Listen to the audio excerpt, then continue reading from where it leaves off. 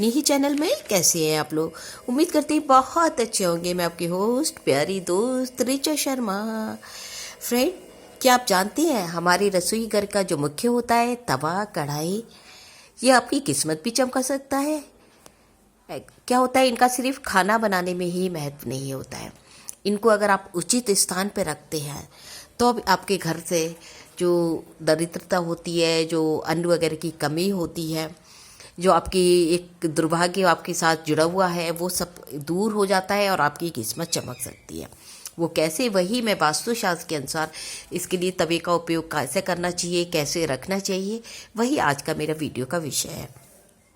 बस उससे पहले एक छोटी सी रिक्वेस्ट है, अगर आपको मेरे वीडियो अच्छे लग रहे हैं तो प्लीज़ मेरे चैनल को लाइक कीजिए, सब्सक्राइब कीजिए और शेयर तो फिर बनता ही बनता है।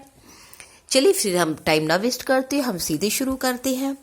फ्रेंड्स, आपको अपने रसोई की तवे को हमेशा साफ सुथरा यानी कि चमका कर रखना चाहिए।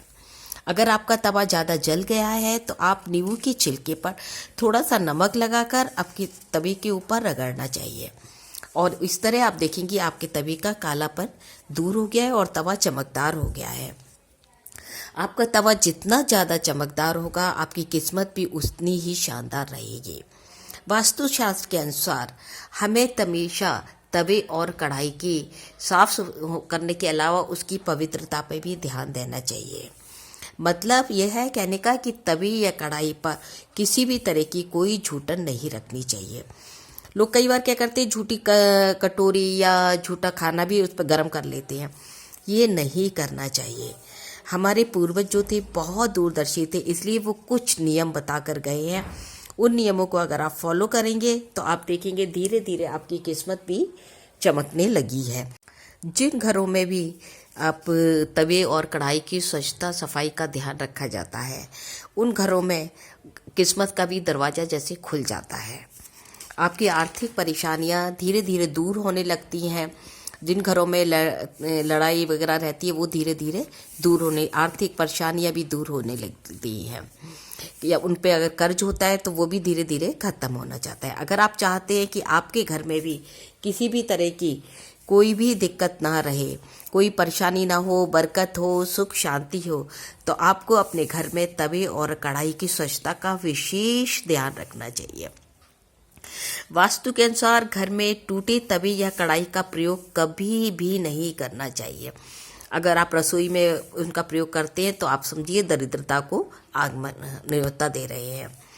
टूटे तवे या बर्तन को, कढ़ाई को आप जितनी जल्दी हो सके अपनी रसोई से बाहर निकाल दीजिए। रसोई से नहीं, घर के ही बाहर निकाल दीजिए। आपके घर में दरिद्रता और नकारात्मक ऊर्जा इन्हीं की वजह से रहती है। अगर आप चाहते हैं कि आमदनी बने रहे तो कभी भी इन टूटे तवे और कढ़ाई पे चटके पटके में आप या किसी भी बर्तन में आपको कोई भी खाना पीना नहीं बनाना चाहिए। आपकी किस्मत पे बहुत बुरा प्रभाव पड़ जाता है। अगर आपका तवा या कढ़ाई जल गई है तो आप उसको किसी भी बहुत नुकीली चीज़ से ना उसे खुरचें। अगर आप पुरसेंगे तो समझ लीजिए आपकी किस्मत भी खुरचने शुरू हो जाएगी। उसको आप थोड़ी देर पानी में भिगो दें, फिर उसको धीरे धीरे रगड़कर साफ करें। आप थोड़ी देर में ही जब उसमें आप नींबू वगैरह, नमक वगैरह का प्रयोग करेंगे, आपका तवा फिर दोबारा से बहुत एकदम चमकदार और साफ सुथरा हो जाएगा। आपको पता है राहु ग्रह का कारक होता है तवा और कढ़ाई।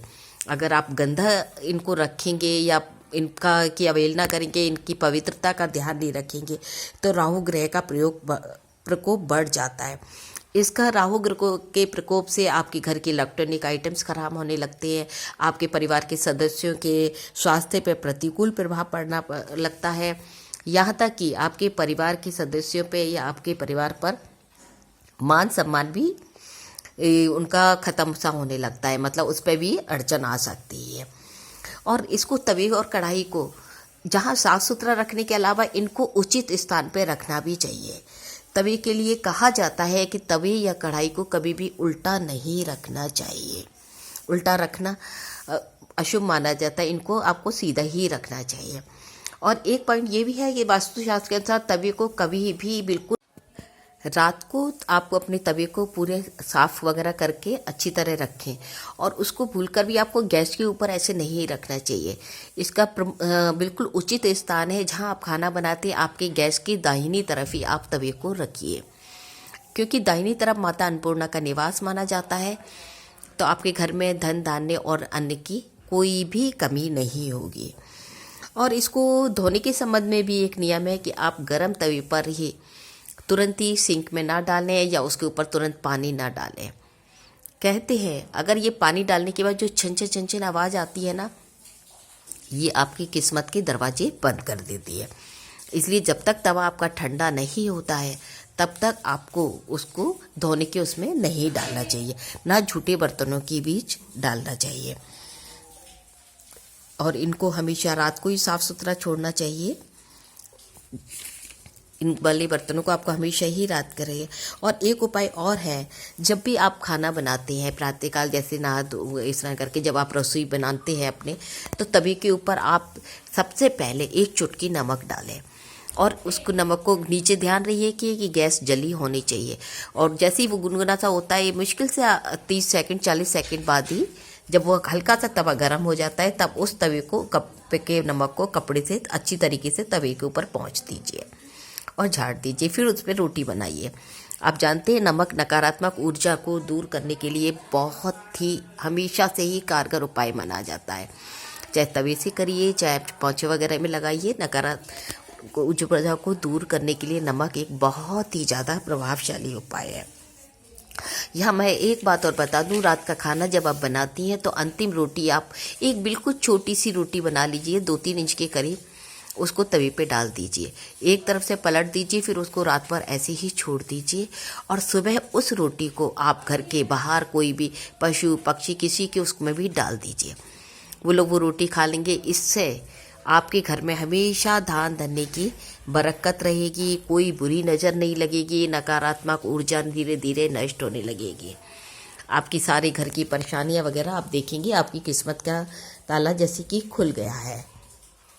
फ्रेंड्स, कमेंट करके ज़रूर बताइए आपको आज का वीडियो कैसा लगा, और फिर मिलते हैं जल्दी से बहुत अच्छे से वीडियो में। तब तक के लिए बाय बाय।